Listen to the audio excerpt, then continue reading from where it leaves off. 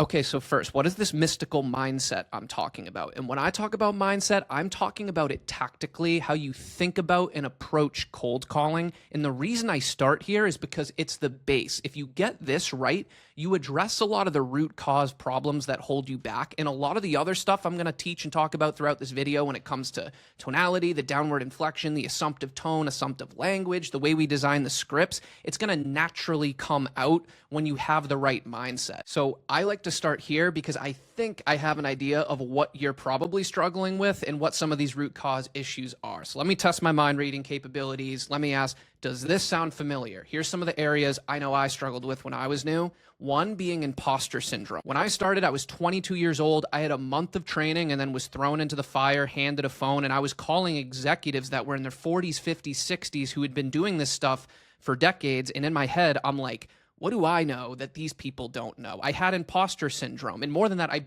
had never been on a lot of these meetings, so I barely knew the purpose of my call and what these meetings actually sounded like. So it was really hard to sound confident and convicted when you're dealing with imposter syndrome like this. We're going to address this. Overall, cold call reluctance and anxiety. There's lots of root causes for this, but for me, it was not having a repeatable framework. It was following a lot of the commonly trained sales techniques and advice you hear from sales gurus around leading off with open-ended qualifying questions and running discovery and qualifying on these cold calls. And I didn't feel like I had a repeatable framework in place, and it gave me cold call anxiety because I never knew what was going to happen when the prospect said hello and I didn't have a repeatable process. An overall lack of motivation. Because of a lot of this stuff, it's hard to pick up the phone, and therefore it's hard to motivate yourself on a daily basis to actually consistently make a bunch of dials every single day. Another big one people struggle with is feeling like you're bothering prospect. There's a bit of a stigma around cold calling that's been conditioned into a lot of people, and a lot of reps have trouble overcoming this belief that they're bothering prospects. They feel like they're stepping on toes, and it causes them to have a weak upward inflecting tone, which we'll go more into, and use passive language. So this is a really important one to overcome. We'll talk about. And then 5 is just being overwhelmed on a daily basis. You sit down and you're like, where do I even get started? I have all these different people, all these different contacts, different job titles, different companies. What do I say to all of them? And you go one by one, and it takes you too much work in between every cold call. You spend 3 hours working and you've made 19 dials and got no answers. And again, that also relates to lack of motivation. So some key mindset shifts you need to make to overcome these one by one is number 1, you are valuable to prospects. This really helps with the imposter syndrome. I always remind reps, most companies go out of business. I think over 90% is the number. So just the fact that your company exists and has a market position for itself means it's delivering real value to customers in the marketplace. And beyond just your company, you yourself are also delivering value to prospects by reaching out to them. These people have priorities they need to focus on, challenges they're facing, mega pain points. Their bosses, the people they report to, are telling them things are too manual. We need to automate things. We need to look into AI, etc. And there's a million different people they could reach out to, companies. They don't even know where to start. They need someone who can help guide them through a process like this. And that's what you're doing. You're reaching out, you're cutting through the noise, you're making yourself, your team, and your resources available to them on a silver platter around key business areas and priorities that they care about.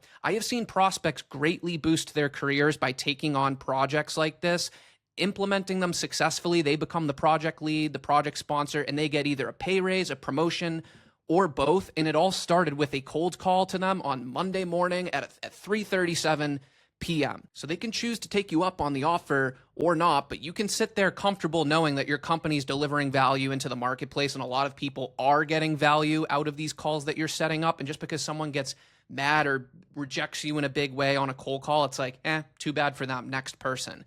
The next key mindset shift is assumptive alignment. Because of the value that you're bringing and offering to customers, you should be speaking in a way that you assume or imply that this meeting is going to be happening when you're reaching out, not asking if they're interested or if it would be worth their time or if they're open to it. This is a huge mindset shift. It comes across in your tonality and your language. We'll get into it, but it's usually in a assumptive tone with a downward inflection where you're using stronger, more assumptive language as well. You basically want the frame to be that the meeting is happening and you're trying to figure out what date or time works best. You're not even in your head, you're not even considering the possibility that the meeting's not going to happen. Now, they have the right to tell you no, but it makes the path of least resistance for them to say yes when you can maintain this frame.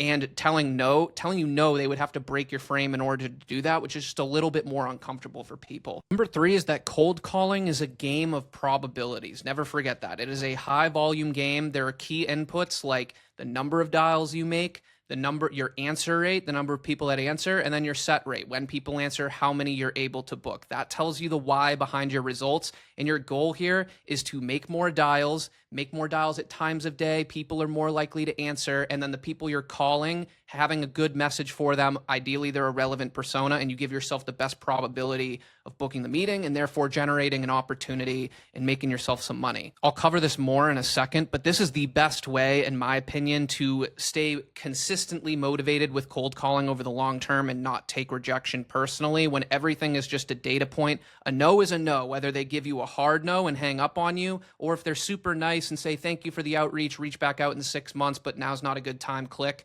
Both of those are no's in my opinion, and then yeses are yeses. So I try and think of things in terms of inputs. I'll teach you how to track them in a second.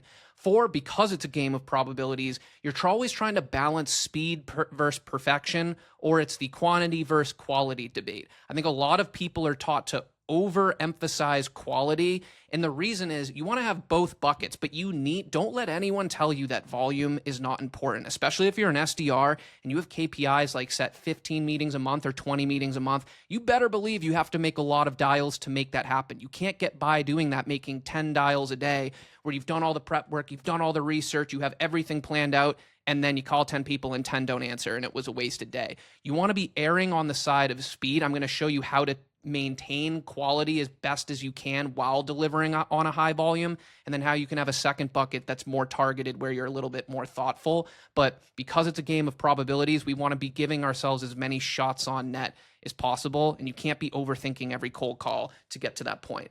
And then lastly, just remember this concept of ebbs and flows. I was a manager for 2 years. I always told reps, when it's hot, it's hot. When it's cold, it's cold. You'll go 2 weeks doing all the right things and book no meetings or get 1 meeting or something below your targets. And then the 3rd week, you do nothing differently, but a couple accounts of yours get hot and you book 7 meetings that week.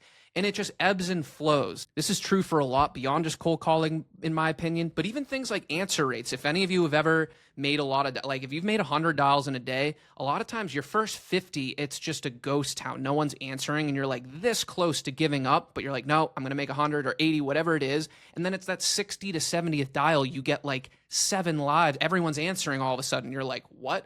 But you had to push through and keep doing the right things every single day in order to make it happen sometimes. So because it's a game of probabilities, remember, just because you get bad results in a certain week doesn't mean it was a bad week. It's just that was probably in the ebb phase, and your flow phase will come next. So when it comes to making this mindset shift, if I really had to boil it down, when I made all of these mindset shifts I just talked about, what happens in your head is your voice goes from saying every time you click dial, even though it's your job to book meetings and you kind of want people to answer, because you're not comfortable, you have anxiety, imposter syndrome, you click dial, but then you're just like, don't pick up, don't pick up, don't pick up. And when they answer, it's like, hold your breath and just hope something good happens.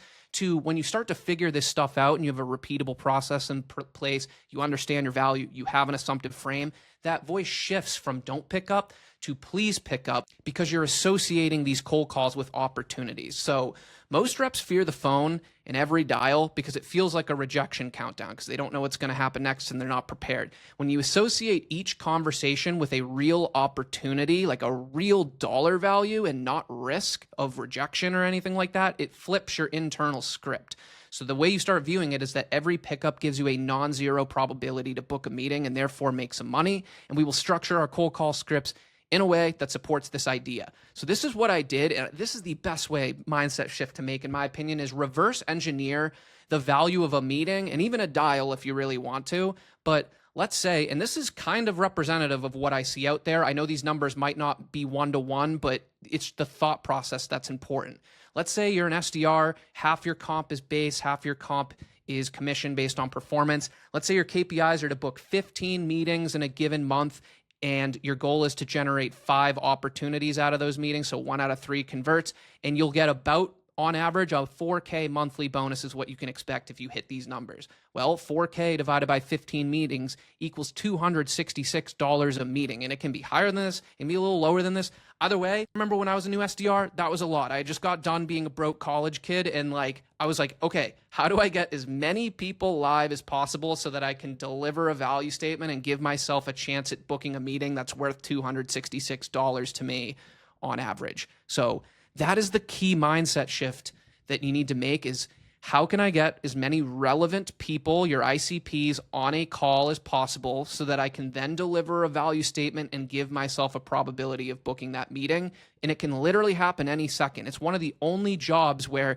it can be 2 p.m. and you got nothing going for you, and at 2:03 p.m. you get a live call, goes well, and you just made yourself 200-300 even more at a time. And then it becomes about increasing the probability each time you get a live call by improving your cold call skills. So that's everything that's coming next, is when we get these right people live, how can we increase these probabilities we're able to book the meeting by improving the structure of our scripts, our tonality, the language you're using, etc.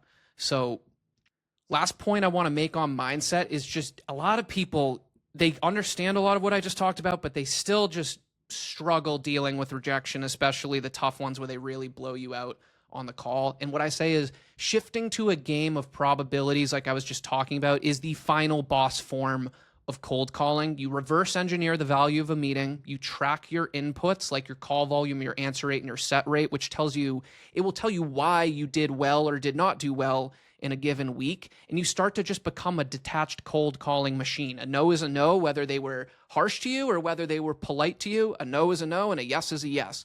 And I always just remind people too, you'll never see or hear from any of these people ever again. I used to get so nervous, take rejection so personally on cold calls, and I realized I just called some random person in IT in Kansas or something, where if I saw them on the other side of a sidewalk, I would not care what they thought of me. So the way I view it is, because of the value I was delivering and bringing to them, it's like, their loss, too bad, on to the next person. And you kind of just get to the point where rejection means nothing and the blowouts almost become funny to you. And the last big point is, we wouldn't have jobs otherwise. Anytime this is happening, this is literally why, as an entry-level SDR with 0 experience, you can make over 6 figures for an entry-level position. It's because most people who are skilled and smart, they don't want to deal with this stuff. They don't know how to deal with it, and they just want nothing to do with it. And so that's our opportunity, and this is why we have jobs in the first place. This is what we get paid to do.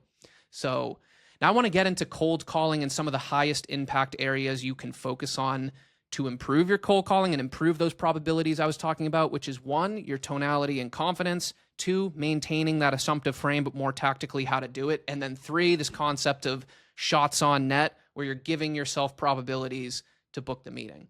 So when it comes to mastering tonality and confidence first, this is the most important place to start. Some of the best techniques when it comes to tone is a downward inflection. And I always like to use this classroom analogy. So just picture yourself back in school in a big lecture. A teacher puts a problem on the board, asks 2 students to come up and solve it. 2 of them are on the whiteboard, they're covering it. The first one confidently answers it, circles, and says the answer is 5. And then the second one gets up there and slowly circles it, looks uncertain at the teacher, and the answer is 5. Let's say the answer was 5. They were both right. But who, if you were in that class, who's smarter? Who are you more confident is the subject matter expert and actually understands the problem? It's probably student number 1, because they used a downward inflection. The answer is 5, as opposed to the answer is 5. That downward inflection is critical throughout all phases of the cold call. It's important at the opening to advance to your value statement, where you then confidently tell them who you are, why you're calling, what you want. But it's especially important when you're going for the meeting. I've seen reps crush cold calls, and then when they get to asking for the meeting, they're like, great, yeah, and if you're open to it, I'd love to set up some time next week if you're free to chat. And instead, they should be saying something like, yeah, and I'm looking to set up some time later this week or next week just to introduce you to my team and get aligned on this going forward. Do you have availability on Thursday or Friday? It's got that downward inflection to the whole phrase, not that upward inflection, and it's a slight distinction, but subconsciously, the upward inflection, you're trying to play too nice. It comes out, you feel like you're bothering people, you want to play nice, you want to be respectful, but in reality, it actually just makes the path of least resistance for them to say, you know what, just shoot me an email, and if it's relevant, I'll circle back with you. So you want to say things like you mean them, no walking on eggshells, and it takes practice, but you got to get to this point. You don't want to say things like you're asking for their permission or seeking their approval. Would this be worth your time? You don't want to imply that. You're telling them this is worth their time. They can tell you no, but they're going to have to break your frame to do it. And it's a delicate balance of not sounding overly excited and salesy, but also too flat and mechanical. So a lot of people, they'll be like, hey, John, this is Connor Murray calling from XYZ company. How you doing today? And it's like, I respect that. You're bringing the energy, you're bringing the effort, but you almost sound a little too salesy and markety when you do that, because people are like, no one's really this excited. You sound like a salesperson, but then you also can't be like, hey, John, it's Connor Murray calling from XYZ company. How are you today? That's too monotone. So I try and strike this balance of sounding professionally enthusiastic is what I call it. Hey, John, this is Connor Murray calling from XYZ company. How are you? That downward inflection. I sound excited, but not elated. I sound like I want to be there, but I'm also I'm dialing it back a little bit and staying professional. It takes practice, but that's the sweet spot you got to hit. And then when it comes to leveling up your overall confidence, it's simply built by being thoroughly prepared. I can't stand when trainers tell people just sound confident. It's important. Well, the way to build confidence is to know what you're doing, to have a repeatable framework. That's why I always emphasize simplifying things, implementing repeatable frameworks so that when the prospect says hello, you know what you're going to be doing rather than trying to come up on the fly with what you have to do, because that's where your tone starts to falter, the ahs and the ums come in, and you lose the call. It just comes from insane repetition and practicing behind the scenes. When we get into the cold call scripts later, just know when I started implementing this stuff, I didn't immediately have success out of the gate. And it wasn't until I literally spent 10 minutes per day, I blocked it off on my calendar, just reading the same cold call script over and over and over again. I sounded crazy doing it, but if you do that 10 minutes a day for 30 days, that's 300 minutes. That's like 5 hours of delivering the same cold call script. And just like anything, you condition yourself. It becomes muscle memory, and it just starts to flow off your tongue. You know where the pauses are. You know where the inflections are. You nail down all those little details that are the difference between feeling comfortable and uncomfortable. And then over time, you just plug holes by facing situations more, being more prepared for all the common objections that come up, so that when you receive them, you know what to do again, rather than having to come up with what to do. Next, when it comes to maintaining an assumptive frame, the key mindset shift, we talked about it earlier, is assumptive alignment. I always tell reps to think about it this way. If you're given a territory of accounts, like when I was an SDR, I had a list of like 250 accounts that were mine. And I had this mindset that these are my accounts, so I am going to meet with them, and they're not letting me do my job otherwise. I almost thought of myself as a consultant, and I'm being paid to meet with these accounts. And if they're not meeting with me, then they're not letting me do my job. So that's why your language and your tonality should imply that a meeting will be taking place, not asking if this is worth their time. And then the prospect, again, will then need to break your frame, and it alters the path of least resistance.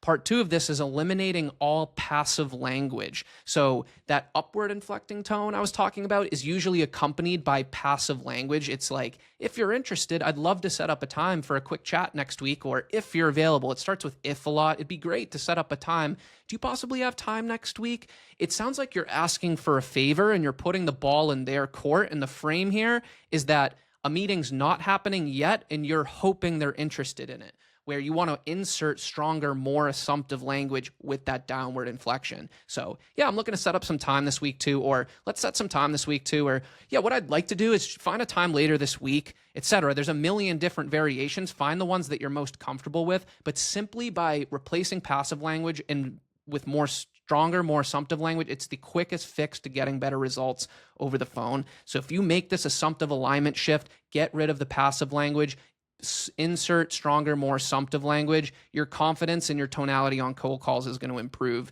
very dramatically. So that's kind of the formula. Mindset shift plus downward inflection plus strong language is what equals an assumptive frame. And then finally, this concept of shots on net. This is kind of a sports phrase, but if you're not a sports fan, there's a lot of teams, whether it's basketball or hockey, where they'll play great defense, they'll do all the fundamentals and the little things well, and then they'll look at the stat sheet at the end of the game and be like, we only shot the puck 5 times, or we only took 10 3-pointers and we needed to take 30. Like, we're not giving ourselves enough chances to score. So in sales, in cold calling in particular, I always tell people your objective is to book a meeting. Don't let anyone tell you otherwise. We're selling time on these cold calls. We don't need to sell our whole value proposition. We're selling 15 to 20 minutes, 30 minutes of time, whatever it is, on their calendar to discuss key business areas and priorities that we could potentially support for them going forward. So we don't need to uncover all of BANT, budget, authority, need, timeline, especially if they're indicating that they're busy and don't have time for you to qualify them. We just want to set a meeting with an ideal customer profile of ours, whether it's a job title, a department they work in, etc. So you don't need to know or need to pressure yourself to know all the answers. Use uncomfortable moments as a natural reason to pivot and set up the meeting with them later to discuss this further. I know when I was an SDR, if things started getting a little out of my range of comfort, I would just say, yeah, and that's why I reached out. That's why I wanted to set up a time to introduce you to my senior counterpart and the rest of my team, because they'll be the ones supporting you in these areas for the foreseeable future. I just used that as an excuse. You don't have to pretend like you're the subject matter expert on everything. And then I always just remind people too, if you don't ask for the meeting, you have a 0% chance of booking the meeting. Our cold call scripts, we want to design them to get yes or no answers to our request to schedule a meeting. Most people, however, are not trained to do this. I know I wasn't trained to do this, where I was trained to make an observation. Hey, curious, a lot of CFOs I work with tell me this, and ask an open-ended qualifying question. And I'd get 10 minutes into the call and they'd say, oh, sorry, I forgot about this meeting. I got to go. And I'm like, I had the right person. I didn't even ask them for a meeting, though. I had a 0% chance of booking that meeting. So a lot of sales reps are trained to ask open-ended questions, qualify, and only attempt to book the meeting once there's enough qualification and enough interest. You've gotten banned, but it's usually too late at that point. You've usually lost them. You usually haven't earned the right to just jump right into qualifying. And so this can't be your standard on every single cold call, especially if your KPIs are to book 20, 25 meetings per month. So, and the other thing is, I'd rather be doing this discovery on an actual discovery call, not on a cold call where we've generally interrupted someone. They're giving us a defensive tone. They're trying to signal without being overtly rude that they don't have time to talk right now. I would rather just, hey, this is the right title. We're potentially a good fit here. I'd rather just set up 20 minutes to talk. And then lastly is, you want to take control and state your intent. Get right to the point. So this is where I differ from a lot of common sales training, is that I want to be doing most of the talking in the first 30 to 45 seconds, not asking them open-ended questions and listening yet, because I haven't earned that right. So I want to front load the value and give myself a shot on net probability of booking the meeting. And the way I do that is you answer 3 questions in about 25 to 30 seconds, where you tell them who you are, why you're calling them, which is what priorities and challenges you solve and how you solve them at a high level. And then what you want is time on their calendar. This way, you know what you're going to do on every single cold call when that prospect says hello, and you're giving yourself a shot on net, a probability of booking a meeting, which could be worth $250, $300 or more to you.